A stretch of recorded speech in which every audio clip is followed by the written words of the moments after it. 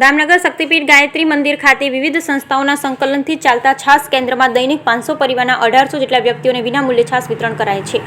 ઉનાળાનું અમૃત ગણાતી છાસ દૈનિક વહેલી સવારે 6 કલાકથી 7 કલાક દરમિયાન 500 જેટલા પરિવારનો 1800 જેટલા વ્યક્તિઓને છાસ મળી રહે તે માટે જીવદયા નંદી સેવા ટ્રસ્ટ, શ્રી ભુરક્ષા હનુમાનજી મંદિર ટ્રસ્ટ, અનસુયા સુધા કેન્દ્ર ટ્રસ્ટ, પટેલ પ્રગતિ મંડળ દામનગર સહિતની સંસ્થાઓ અને ઉદારદિલ દાતાના સહયોગથી ચાલતા છાસ કેન્દ્રમાં વિવિધ સંસ્થાઓના સ્વયંસેવકોની વંદનીય સેવા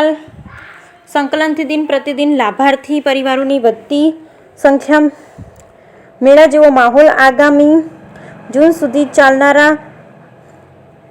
દૈનિક સૌજન્ય 2100 આપી જોડાતા દાતા પ્રત્યે આભાર વ્યક્ત કરતા લાભાર્થીઓ. Bureau report, Natolal જેભાતિયા.